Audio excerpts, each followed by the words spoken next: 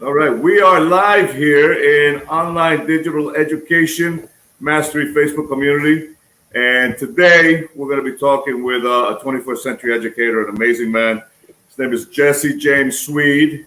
And no, he is not a descendant of the gunslinger from American history. That we know of. Yeah, that we know of, right? Well, yeah, we're going to talk about that too, hopefully. Jesse Sweed started teaching English in 2006.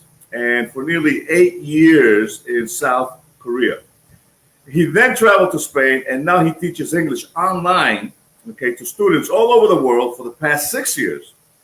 So as the founder of Sweed Academy, he specializes in providing fluency, coaching with the tools that will help people communicate better and perform at their highest level without the English weight that they've been carrying.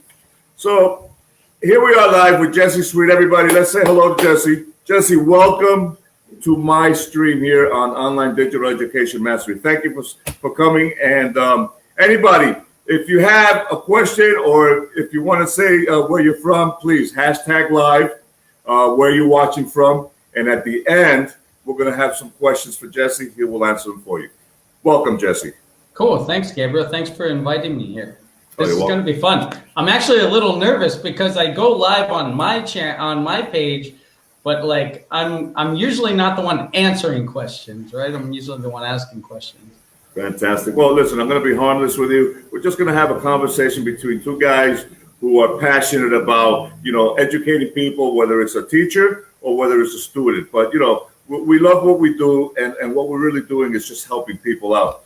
And I like what you're doing. You have an academy online. So let me ask you, what is the last educational book that you read, and why did you read that book?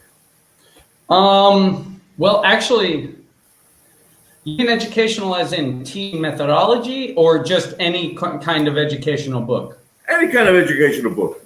Yeah. Right now, actually, I'm reading a book called PsychoCybernetics.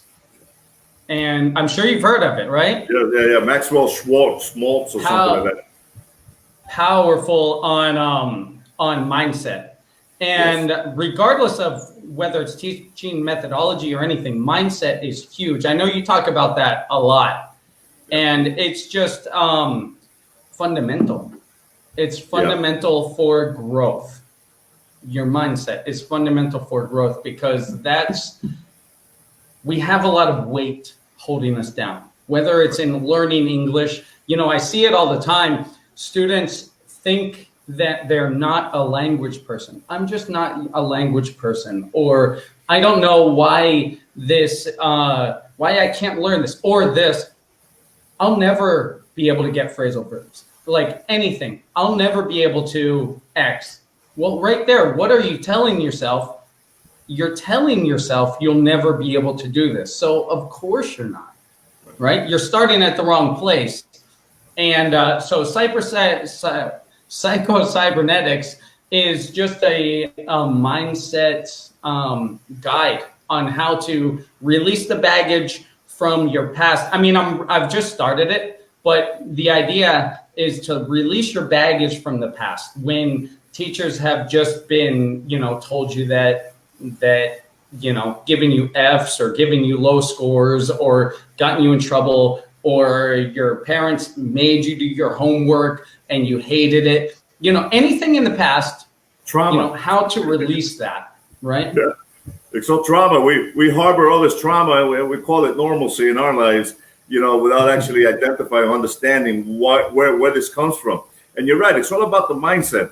I saw when you put that post up, and I immediately went to find the book myself online, and I picked it up. I have my copy. I'm looking forward to reading it because, like you said, it's all about the mindset. You deal with student mindset. I deal with the educator online mindset, and it's no different. We all have something that we're stuck, and we're stuck mentally because we learned to be this way, and now we reject the idea of having to think differently because it just helps us become a better person. And that's just amazing. How do you manage your own professional growth in the digital space? How do I manage my own professional growth? Like, what do you mean exactly? Like, Well, how do I go about my day to day, or how do I? What do you mean? well, you're growing right now as an online academy, and you've been doing it since I believe 2006, was it? Yeah, more or less. Okay, No, no, so no. Online, about 2015, 16. okay, so adapting in this 21st era as a digital educator is not the same as brick and mortar. So managing yourself as an educator, in the digital space, is a different mindset again, and we're going to, maintain this, I guess, consistency. So how do you manage that professional growth? It hasn't been easy, I can imagine, but there has been some kind of adjustment that you had to make to Yeah. work and grow in a digital arena. Yeah. Okay. So, like, the two immediate challenges that I've been facing and dealing with through doing this, one is external and one is internal. The external is just trying to get, and actually COVID has helped this actually, but getting people to realize that online teaching is actually better. Like, it's a better quality. It's not a lower quality. It's more value. Whether it's in a group or in person, or in a group or one-on-one, because like the attention's on you, right? Whereas if you're in a class, maybe you have a distraction that, someone's out in the hallway, a car drives by, whatever. And you have your distractions here too, but it's one-on-one. We're right here, right? And I can share my screen easily with you. We can do an exercise and activity, share Google Docs, share notes together. It's very personal, very in touch, and it's a lot more valuable. I've taught in academies since 2006. That's when I've taught in academies. It's not even comparable. But the struggle is getting people to realize that, right? They see online, they think just like a quick WhatsApp call or like Skype talk. But no, there's a lot of value. And the internal struggle is, open up tabs and bounce back and forth between tasks, going down YouTube rabbit holes, things like that, task and, keeping yourself focused, I guess. Right. Yeah, I agree with you there. The adaptation is not easy. Again, from brick and mortar to the digital mindset. I had a little difficulty initially myself because, I wanted to try to control every aspect of the lesson, let's say, creating the lesson plan, working with the student behavior and things like that. But there's so many things that are just not in your control in the online space that you learn to adapt and you learn to understand, this is actually a lot cooler. Like you said, there's a lot more value in being able to educate without all these other things that we learn to complicate our life with. I love it. I got to tell you, I still work for somebody online and I teach kids ESL English, in China, but I don't do lesson plans. I don't write the curriculum. I don't have to deal with the student behavior. If the kid doesn't want to pay attention, I mute him. It's like, what can I say? And I've done that. Yeah, I even get the parents involved, which I think is great because, for whatever reason, now parents want to be part of this live lesson. And I hear how teachers, like, they have a struggle with this. It's like, I bring them on. I'm like, yo, parents, what is the answer? If the kid don't know, I want to know what your answer is because they whisper in the ear a lot. So, I bet. Oh, yeah. That's got to be a cultural thing. It is. It could be. They're in the shadows. Face kind of thing. And I just call them out. I'm like, yo, mama, what's the answer? So yeah. I loosen them up because, there's no reason to get all uptight about it. But, the digital space to me is like a lot better. There's a lot of value, like you said, a lot of higher value. And it's a more focused education environment than you can really have in a 25, 30, 50 student classroom. Yeah. Like less mayhem. That's curious. And it's curious to me that you said that you have a lot less control online. So I'm curious about that because I feel like I have a lot more control online. Like for example, a student who acts up, because I teach teens, in person. But when we had to go online during the quarantine, the same troubled teens, like you said, I just mute them, and it's easy peasy, goodbye, Right. and like then I'll unmute them, of course. It's kind of Right. like a purgatory. Yeah. Well, what I mean by less control is this less things that I need to worry about. Like I said, I don't have to worry about the lesson plan. All I have to worry about is the time management, because the online education company that I work for, they provide the whole platform, they provide the whole lesson plan, they provide the videos, Yeah. everything that accompanies the lesson. So I have less control of having to do all those things. All I have to worry about is two things: provide a quality education for 40 minutes, okay, and then follow the time. My time management has to be on point from the start of the lesson all the way to the last second, because they pay for this. So I'm not going to cheat the student and finish my class at 39 minutes. No, I'll go beyond the 40 minutes, if anything, but never less than that. So I control less things, which allows me to focus more on the lesson and impact the student in a way that they actually learn something versus they're all distracted playing or texting each other, and that doesn't That's happen. another thing. Sorry to interrupt, but that's another thing with kids. What the real benefit of having kids is, when we first went into quarantine, a lot of parents were nervous about the kids, like little kids, like my age kid, the age of my kids, like 5, 6.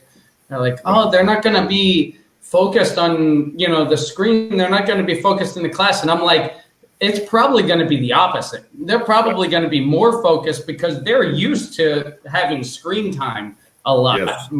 in most cases. So it's Yes. just like the teacher is now in the screen, Yeah, So exactly. It's part of the adaptation. What are your expectations, Jesse, for students to self-assess their work online? How do you deal with that? like, how do I encourage students to improve thmelves? Yes, to assess their own work online. I mean, it's not hand holding. You can't hold somebody's hand virtually. So what do you expect them to do? How do you manage them to think or do, their own self-assessments? They have to do the work. Yeah. So that's actually a big part. That's actually the first module in my program. And that's creating what I call a consistency calendar and confidence checkpoints. So a consistency calendar, obviously, it's to set your daily agenda. I posted a few, like last week, do you have a specific English time? If English is your goal, do you have a specific English time during the day designated? And guess what? If you actually are consistent with this, you don't need an hour a day. An hour a day is too much. If you're consistent, like 20 minutes to 40 minutes, depending on, what you want personally, but 20 minutes a day is enough, because at the end of the week, that adds up and that accumulates, and you're building a habit. It's becoming a part of your life. So consistency is key, but not only consistency, writing it down, writing your daily activities down, writing what you have to do. See, I'm not just saying it. Like, I do that. There you go, brother. We're doing this. It's not like we're just telling something that someone told us or we saw on a YouTube channel that sounds good, which I see that a lot. And you can spot them out. You can smell them out real quick, people who do that. But write it down. Write down what you do and write down what you learn. I have, and you're going to ask me to share some things. I have a few things to share, but one is a way to take notes. Yeah. And it's just simply you have 4 boxes.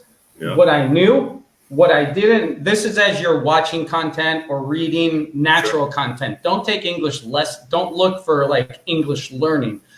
Find out what you want to learn about. If you need it for a job interview, look up English or look up tips to give a good job interview. Don't look up how to give a good interview in English. No, look up real material and then learn the expressions, the vocabulary. What I knew, what I didn't know, questions I have, questions that I have, and then the expressions that I really like that I'm going to use. See, I do this in Spanish, and organizing your notes like that, I think that's a great way to keep focused and assess yourself and hold yourself accountable.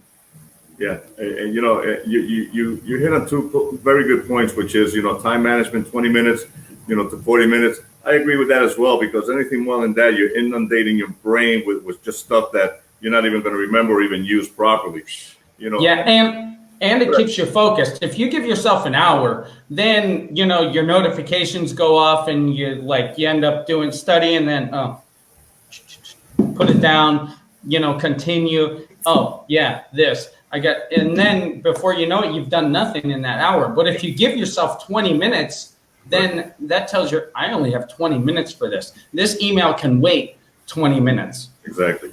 That's deep work, deep focus, and small wins. We accomplish a lot in 20-minute increments. You're right. 40-minute increments. I try to not do more than 40 minutes at a personal, teaching or coaching lessons. When I teach online, it is specifically 40 minutes. You don't need more than that, especially as a child. And I think that has a lot to do, again, with the fact that we're in the 21st century. The old way, or the brick and mortar way of teaching in a classroom environment, you start at 8 a.m. or 7:30, you run until 3, and you got all these classes. That's out the window. This is online now. We have what your second point, which is, focus on a particular content, right? And then start learning about that. Well, that's, to me, is a niche. When you are niching down, getting more detailed into what you want to learn, you're going to learn a lot better. So 20 minutes in a niche subject, it's going to stick. You're going to learn it, and you're actually going to use it. Most people are still thinking, I need to read the whole book, and it's driving me nuts in order for me to learn this subject. Well, you don't need to do that. Not in this era. And I honestly believe that. Yeah, absolutely. Jesse, what is your global relationship with online educators? Online educators. Is that English specific educators or any online educators? Educators in any language. I know you did South Korea. You're in Spain. I'm Latino, so I have plenty of Latino educators as well that I work with. So, online education. Online, this can be a rabbit hole, but it's so easy. And there are different niches, like language educators, or there's this sleazy make money online educators. No sleaziness. You know why? Because I run a high integrity. Yeah. There are niches. So language educators, online education is really new to language educators. So a lot of them kind of don't know how to do it. They're still uncomfortable. Yeah. Yeah. So you know that. So they were really panicked going into the quarantine when we had to adjust from academy to online. I kind of took a role as a leader in some of the communities there, but so it's kind of scary, and I don't see why the cat's back there. It's scary for a lot of people to go online, and when anything's scary and when you're going into new waters, there's a lot of hesitation. And there are a lot of excuses, and there's a lot of objections that you face. But it's all a process, right? It's new for the online language learning community. It's really new. Yeah. A lot of the teachers that I speak with, they want to work online, but they want to work online based on their comfort. And, it's a shock to them that they cannot have their comfort online. It has to be a different way of thinking, again, the mindset, and how you go about doing it. And adjusting is just so difficult. Yeah. I went through that process initially, where I was a little fearful, shy, whatever. I find that just be yourself. Just put it out there. don't be afraid to be loud and proud, but ethical. Yeah. Let's keep it right. Exactly. I mean, going back to the comfort, I mean, here's a question that I ask myself and I ask my students and clients, like, what have you ever done that is worth doing that's inside your comfort zone? Right? When have you ever taken a step forward and had it mean something that's inside your comfort zone? Right. And it's a scary thing to go outside, but it's so rewarding. And the thing is, the more you do it, the more comfortable you become. So, it just kind of becomes a way of life, I guess, in a way, and that extends your comfort zone. And then what used to be outside your comfort zone, all of a sudden becomes within, and then you have to take that extra step out. Yeah. Yeah, exactly. We get to what Russell Brunson, based on ClickFunnels, talks about, which is that aha moment, where you actually got that epiphany. It's like, oh my God, I get it, and after you get it, it's like, I like it too. Yeah. Because it's acceptance, right? You actually accept the fact that, I actually get it and I like it. I want to do this, and you start doing it more and more. I started going live. Yeah, right? You have clarity in your vision. Exactly. I started going live, and my goal was, I got to do it every day now, not every other day, not once a week, and I've been consistent to that, and I'm keeping my word because I think that's important, not to the audience that I'm trying to serve, but to myself personally as well. And I'm growing a lot more, let's say professionally, because of this, and I'm learning a lot more because of it, how to actually interact this conversation between us. This is part of my personal online growth, and it helps me understand that on my next interview, what I should and should not do. So it's within my comfort zone, but there's certain things that are gray yet, like you said, going down that rabbit hole, I might hit a curve down this rabbit hole that I don't know how I even got there. Now I got to understand how I need to handle it live, so I'm okay with that, and as long as I keep it ethical, I'm good. So I'm not even worried about it. As a matter of fact, I want to be surprised, when I go down, make a left somewhere that I don't know where I'm going. Why not? Oh, absolutely. Some of the best ideas come out when you're faced with that, and then you have to answer, even things that have come out of my mouth during this interview. I'm going to have to go back and listen again because some of it was really good, and I had just thought of it in those terms right then, Exactly. So, yeah. Fantastic. All right, let's get to another question here. I like this question because, I've asked this question to myself. What are the 21st century skills of teachers? That we should have? We should have, yes. Why not? Yeah.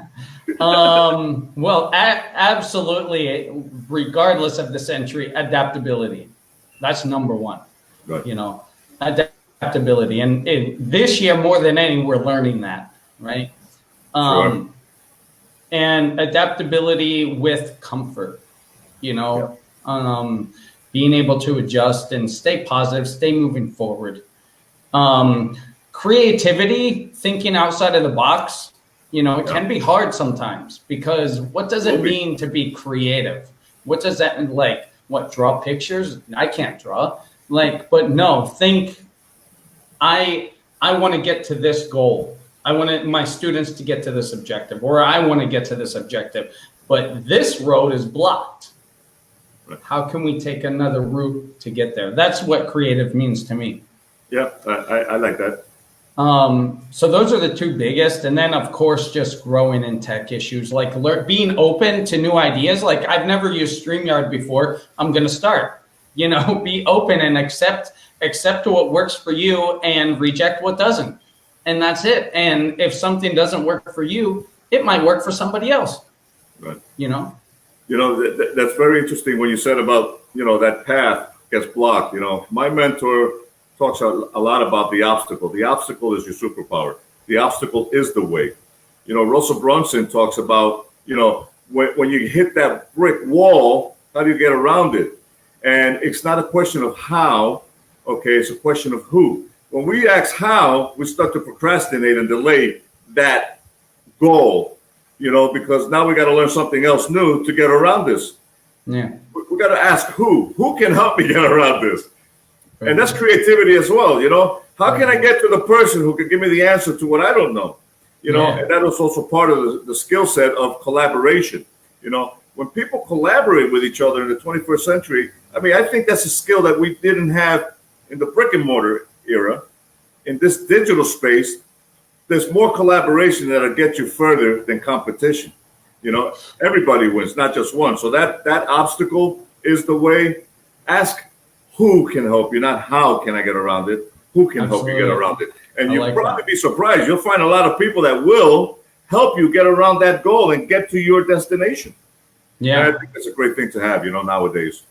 And it's like a pay it forward kind of idea, because I've had people that I've, you know, helped for nothing, but then people have recently, you know, you have to build yourself around, you know, a quality community, quality people that are higher than you in where you want to go. And that's the thing.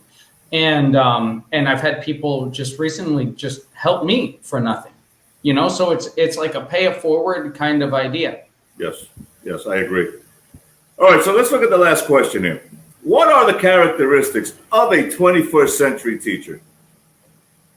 What characteristics should they possess? Yeah, so I mean, absolutely adaptability, like before. Adaptability, adaptability, I can't say that enough. Like, that's the biggest. Of course, patience, but a different kind of patience. Before in the classroom, it was patience because your students are jumping around and acting like monkeys and whatever, especially if you work with teens. But now it's patience with that, plus patience with, oh, this link isn't working right now. What am I going to do? You know, and then you panic. Or like, oh my God, I thought I had this class, but I don't, or you know, whatever. And, you know, it's a whole different kind of patience because it's a patience with technology. Right. And, you know, I often say I have a lot of patience when it comes to people, not so much when it comes to technology. And, but that's really important. Patience with technology. I think that's a good one. And keeping an eye forward, like having a vision, like you don't have to be stuck where you are right now, like anymore. Before, if there were just like, you go to an academy and then maybe look for a bigger academy and a bigger opportunity, which those are still here. But we also have the ability to grow beyond what we even see. You know, and it goes back to what we were talking about before, the vision and finding the who, or, you know, first finding your what. Like some people don't even have their what yet. So that's very important too. That's a part of your vision. So I think those. Fantastic. I agree with you. You know, I think most important for me, you know, characteristic that we should have as an online educator is the high ethic, a higher form of ethics, you know, and provide higher value. You know, don't even scrimp on the idea that because it's online, you can't provide a better education, you know, than you can in a organized, let's say, board of education, you know, format. There's no principal online. You know, there's no teacher's lounge where you get to, you know, congregate and have that, you know, conversation on the water cooler kind of thing. This is you and your student role, your audience. Whoever you're educating online, you should be educating them with high value, high ethics. That's what's going to create that trust in your community for people to say, I want to be in that virtual campus. I want to learn by that person because they are outside the box thinkers, like you talked about. You know, they are providing solutions to my obstacle, you know, and it's allowing me to actually learn in 40 minutes. You can't be giving 90-minute lectures, you know, and kill your students, you know, more than hell. You can't do that. Yeah, it's a different world. You know, before, like the standard hour class, you know, and that's what we're used to. That's what parents are used to paying for. That's what, but a lot of that time is due to telling students to sit down or to change activities or to stand up for an activity, throw a ball around, get material out. And there's a lot of dead time in there, which there's not that so much online. I think it can be compacted too. Absolutely. Fantastic. So, Jesse, what do you do, or what do you do, or who do you do? Let me rephrase this. Who do I serve? Yeah, who do you serve with Sweed Academy? Like, what do you want to offer whoever's watching right now, okay, with Sweed Academy? Yeah, so I mostly work now with busy professionals, kind of the exact same thing as we've been talking about. Like, you don't have to, like, the objection that I get a lot of the time, the excuse that I get is I'm too busy. I'm too busy to focus on my English. Right. And which, if you don't need English, like if it's not an urgent need, okay, then no problem. It's a hobby. You might be too busy for a hobby. Right. But if you need it, to advance, to feel better about yourself, because what a lot of it is I put it like it's Chinese water torture, like there's not this like awful pain that English is causing usually, sometimes, but not usually. Right. It's more this like nagging, I've been studying this for my whole life, and why do I still have these blocks, and it's that. Right. But that's easy to get over if you know how, and you have someone, like you said, the who, to show you, listen, you need to do this and this and this, right? So I work with mostly busy professionals to get them unblocked on that, and who are already at an intermediate level, and they feel stuck and they have to get up for job or for career or to move abroad or whatever.